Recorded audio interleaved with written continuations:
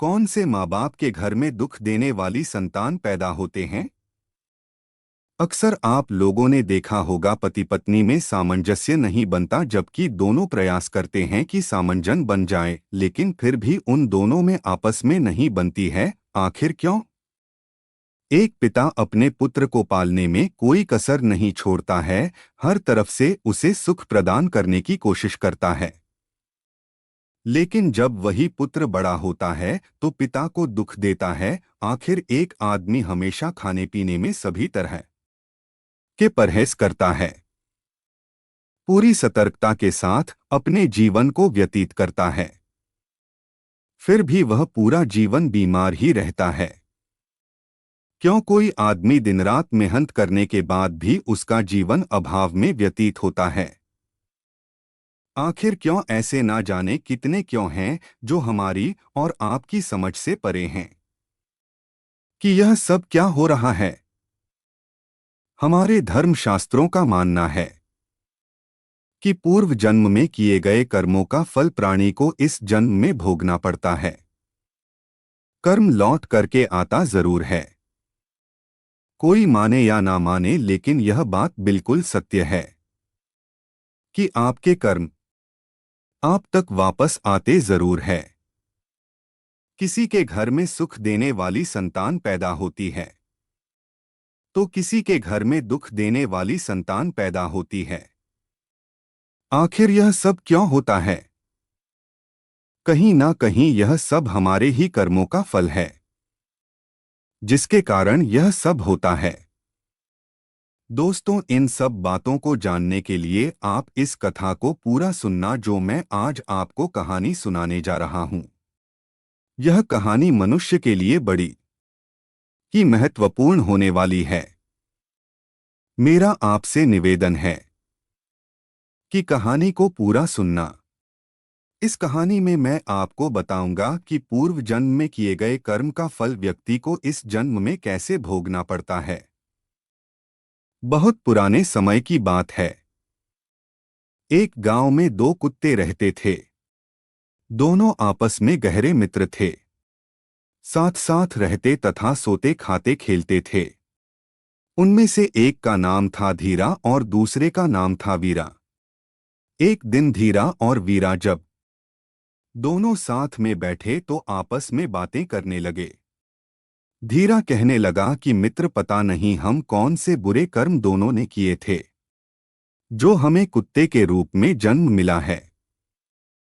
सुबह से शाम तक दौड़ते दौड़ते हालत खराब हो जाती है, तब जाकर के कहीं खाने को मिलता है। कभी कभी तो ऐसा होता है कि जिस दरवाजे पर जाता हूं वहां से डंडा मार करके भगा दिया जाता हूं। पेट भरना तो दूर की बात है, उल्टे डंडों की मार खानी पड़ती है। वीरा ने कहा, मित्र तुम बिल्कुल सही कह रहे हो। कहीं अगर बैठने को मिल भी जाता है तो कोई ना कोई आकार के डंडे मार करके वहां से भी भगा देता है। ना तो ठीक से बैठने को मिलता है और ना ही ठीक से लेटने को मिलता है। यह जिल्लत भरी जिंदगी अब तो बोझ की तरह लगने लगी है। तभी धीरा कहने लगा कि मित्र, हमने पिछले जन्म में जरूर कोई बुरे कर्म किए होंगे, इसीलिए यह जिल्लत भरी जिंदगी हम दोनों को इस समय जीनी पड़ रही है। दोनों आपस में मिलकर राय करते हैं कि हम दोनों को तीर्थ यात्रा पर जाना चाहिए। तीर्थ की यात्रा और भगवान और साधु संतों के दर्शन करने से हम दोनों का कल्याण हो जाएगा। यह जन्म तो ना सही, कम से कम अगला जन्म तो सुधर ही जाएगा। यही सोच करके मित्रों, एक दिन दोनों कुत्तों ने तीर्थ यात्रा करने का फैसला किया और वह निकल पड़े। किंतु वह रास्ता नहीं जानते थे। दोनों ने निश्चय किया कि यात्रा आरंभ तो करें, रास्ता तो अपने आप मिल जाएगा। एक दिन वह दोनों एक साथ तीर्थ यात्रा पर चल दिए। चलते चलते जब रात का समय हो गया तो वह दोनों गांव के बाहर एक पेड़ के नीचे सो गए, ताकि रात्रि ज्यादा होने के कारण उन्हें तुरंत नींद आ गई। सुबह होने पर फिर से अपनी यात्रा पर निकल पड़े। चलते चलते लगभग दोपहर का समय हो गया। तो उन दोनों को भूख का एहसास होने लगा। धीरा ने वीरा से कहा कि मित्र, अब तो मुझे एक कदम भी नहीं चला जाता, भूख के मारे मेरे तो प्राण ही निकले जा रहे हैं। वीरा ने कहा, ठीक है मित्र, आगे जो गांव दिखाई पड़ता है उसी के बाहर एक पेड़ लगा हुआ है, काफी घना हुआ है, वहीं पर बैठकर के थोड़ी देर आराम करेंगे, फिर गांव चल करके देखेंगे, हो सकता है वहां कुछ खाने के लिए मिल जाए। अभी वह दोनों उसे पेड़ के नीचे विश्राम कर ही रहे थे, तभी उन्हें कुछ चूहे दिखाई दिए। उन चूहों को देख कर के वीरा के मुंह में पानी आने लगा। वह धीरा से कहने लगा, क्यों भाई धीरा, यदि आप कहो तो मैं इन 2-4 चूहों को खा करके अपना पेट भर लूं। धीरा ने गर्दन हिला करके कहा, नहीं भाई वीरा, हम तीर्थ यात्रा पर निकले हैं और तीर्थ यात्रा में किसी की हत्या करना पाप होता है। यह करना तो दूर, यदि मन में इस तरह का ख्याल भी आया तो भी पाप लगेगा। हम तो पुण्य कमाने के चक्कर में तीर्थ के लिए जा रहे हैं और यह पाप कर्म करके हमारा तीर्थ करना बेकार हो जाएगा। वीरा ने कहा, तो आप कोई दूसरा उपाय खोजो जिससे कोई जीव की हत्या भी ना हो और हमारा पेट भी भर जाए। दोनों कुत्ते वहां से फिर चल दिए। चलते चलते एक चौराहे पर रुक गए। वहां पर एक मंदिर था। कुछ देर आराम करने के बाद दोनों ने फैसला किया कि अलग अलग दिशा की ओर चलना चाहिए और जिसको जो मिलेगा वही खा लेंगे। एक साथ चलते हैं तो दोनों में से किसी का भी पेट नहीं भरेगा। दोनों कुत्ते अलग अलग दिशा में वहीं से निकल पड़े। चलने से पहले उन्होंने तय कर लिया था कि जब वापस लौटेंगे तो इसी स्थान पर आकर के मिलेंगे। जो यहाँ पहले पहुँच आएगा वह दूसरे के आने का यही बैठकर के इंतजार करेगा। धीरा चलते चलते एक गांव में जाकर के पहुँच गया। गांव में एक लोहार रहता था। वह पूजा पाठ करके भोजन करने ही जा रहा था कि उसकी पत्नी ने उसके लिए पूरी सब्जी, खीर, दाल, चावल आदि परोस करके थाल सजा करके रखा था। लोहार ने भोजन को भोग लगाया ही था कि धीरा ने झट से उसकी थाली में मुंह डाल दिया तथा 2-3 पूरी उठा करके भागा। लोहार ने राधे कृष्णा कहा तथा हाथ धो करके उठ गया। उसने अपनी पत्नी से कहा, बेचारा यह कुत्ता काफी भूखा है, इसीलिए आप यह थाली इसे ही खिला दीजिए। लोहार की पत्नी क्रोधित होकर कहने लगी, आप यह क्या कर रहे हैं? इस कुत्ते को यह थाली आप ही दीजिएगा।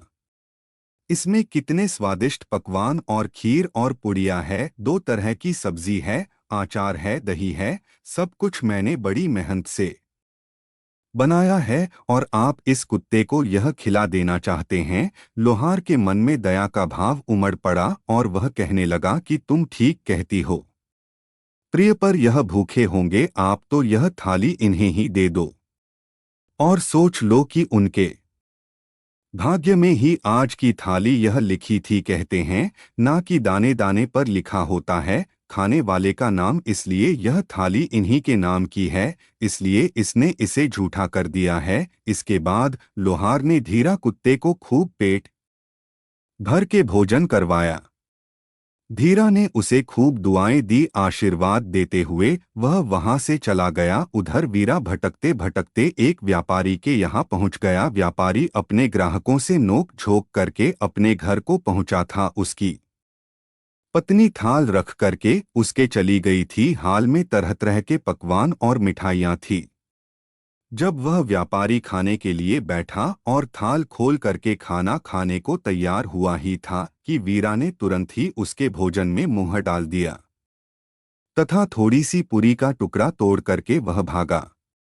व्यापारी एकदम गुस्से से भर उठा। उसकी आंखें अंगारों की तरह लाल हो गई, उसकी बाहें तन गई। उसने कोने में खड़ी हुई लाठी को उठाया और गाली देते हुए उसने लाठी से इतनी जोर से वीरा की कमर पर वार किया कि कुत्ते की कमर टूट गई। वह पीड़ा से चिल्लाने लगा और चारों ओर पटाने लगा। कमर टूट जाने के कारण वह भाग भी नहीं सका।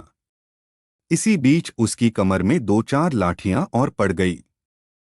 कुत्ता अधमरा हो गया। वीरा सोचने लगा कि आया था पेट भरने, पेट की आग को तो शांत करने के लिए आया था, लेकिन यहाँ तो जान के लाले पड़ गए।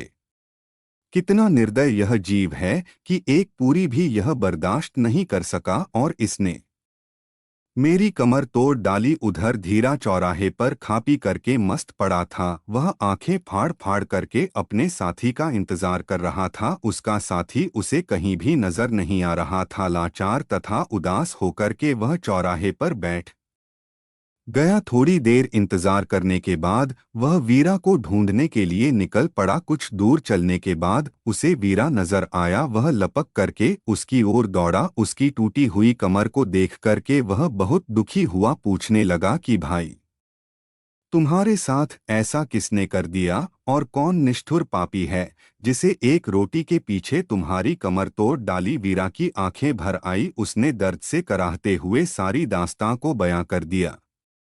कथा सुना करके वह क्रोध तथा दुख में डूब करके बोला कि मैं उसे अपना बदला जरूर लूंगा। उसे व्यापारी को बताऊंगा कि खुद की कमर किस प्रकार की टूटती है। लेकिन वह क्या करता, वह तो मजबूर था। वह अधम योनि में जो जन्म ले चुका था और वह कुत्ते की योनि में था। धीरा भी कृतज्ञ होकर के बोला, मुझे भी उसे लोहार का कर्ज चुकाना है। उसने मुझ पर कितनी कृपा की है, मैं रोम रोम से उसे आशीर्वाद देता हूँ। इसी प्रकार धीरा भी कृतज्ञ होकर के बोला, मुझे भी उसे लोहार का कर्ज चुकाना है। उसने मुझ पर कितनी कृपा की है, मैं रोम रोम से उसे आशीर्वाद देता हूँ। इसी प्रकार बातचीत करते हुए दोनों कुत्तों ने अंत में यह निश्चय किया कि उन्हें अपने प्राण त्याग देना चाहिए तथा प्राण त्यागने के पश्चात उनके घरों में जन्म लेना चाहिए। इसके बाद वह दोनों कुत्ते धीरा और वीरा एक नदी में डुबकी लगा करके अपने प्राणों का अंत कर दिया। संयोग से ना तो व्यापारी को कोई पुत्र था और ना ही लोहार के वीरा ने व्यापारी के घर जन्म लिया। व्यापारी बहुत प्रसन्न हुआ, किंतु उसकी खुशी अगले ही पल विलुप्त हो गई। घर में इस पुत्र के पैदा होते ही उसका बैल मार गया। पत्नी अस्वस्थ रहने लगी। पहले ही उसे लड़के के जन्मदिन पर हरे भरे खेत जानवर चर गए। उधर लोहार के घर में भी जब बेटा पैदा हुआ तो पुत्र के पैदा होते ही राज दरबार में लोहार की पगड़ी ऊंची हो गई। लोहार ने राजा को एक युद्ध में जीत की बात बताई। राजा युद्ध जीत गया। इससे प्रसन्न होकर के राजा ने लोहार को राजमंत्री नियुक्त कर दिया। उसे एक महल तथा अपार धन भेंट कर दिया। जैसे जैसे लोहार का बेटा बड़ा होता गया वैसे वैसे वह भी आपके समान तेजस्वी निकलता गया। उसने छोटी सी ही उम्र में सारे शास्त्रों का अध्ययन कर लिया था। वह बड़े बड़े पंडितों को भी शास्त्रों में हरा देता था। इससे लोहार हमेशा प्रसन्न रहता था, क्योंकि उसका बेटा उसे सुख देता था। उधर व्यापारी का बेटा बड़ा ही बदतमीज निकाला और बड़े ही कामचोर निकाला। वह बात बात पर अपने बाप को डांटता था, उसे गालियां बकता था। वह जुआ खेल करके बचे खुचे धन को उड़ाने में लगा हुआ था। व्यापारी बहुत ही दुखी हुआ। अंत में उसने सोचा कि इसको सुधारने का कोई उपाय करना चाहिए। इस तरह विचार करते हुए वह एक ज्योतिषी ब्राह्मण के पास पहुंचा। उसने देखा कि वह ज्योतिषी ब्राह्मण अपनी कुटिया के पास में बैठा हुआ था। फिर वह व्यापारी उसके सामने गया और अपनी सारी समस्या रखी। फिर वह ज्योतिषी ब्राह्मण कहने लगा कि है व्यापारी, तुम इसकी शादी कर दो। शादी की नकेल अच्छे अच्छे को सीधा कर देती है। फिर व्यापारी वहां से उसे ब्राह्मण को प्रणाम करके अपने घर वापस चला आता है। फिर व्यापारी ने तुरंत अपने लड़के की शादी करने के लिए सोचा। वह लड़की की खोज करने लगा। लोहार का विचार भी अपने बेटे की शादी करने का हुआ। एक सुकन्या से उसका विवाह हो गया। उसके बेटे की पत्नी सुशील थी। उसने आते ही अपने घर को स्वर्ग बना दिया। व्यापारी ने भी अपने पुत्र का विवाह किया। शादी के अगले दिन उसका बेटा अचानक चल बसा। उसके बेटे की बहू ने भी आकर के घर में कोहराम मचा दिया और कहने लगी है, मेरे पति को मेरा ससुर खा गया। अपनी बहू के मुंह से इतना सुनते ही उसका ससुर अचंभित होकर जमीन पर गिर पड़ा। होश में आते ही वह दीवार से सिर मार मार करके दहाड़े मार करके रोने लगा और चिल्लाने लगा है, मेरा बेटा मेरी कमर तोड़ करके चला गया। हम और आप जैसा भी कर्म करते हैं उसका फल हमें भोगना पड़ता है। वह कर्म चाहे इस जन्म में किए गए हो या पूर्व जन्म में प्राणी के किए गए हो, कर्म वापस आते जरूर है। जैसे इस कहानी में लोहार ने अच्छे कर्म किए तो उसे अच्छी संतान मिली, वहीं दूसरी तरफ व्यापारी ने बुरे कर्म किए इसलिए उसे कुकर्मी और दुख देने वाली संतान प्राप्त हुई। हमें जो जीवन में सुख और दुख मिलता है या जो कुछ भी हमारे जीवन में होता है वह कहीं ना कहीं हमारे द्वारा किए गए कर्मों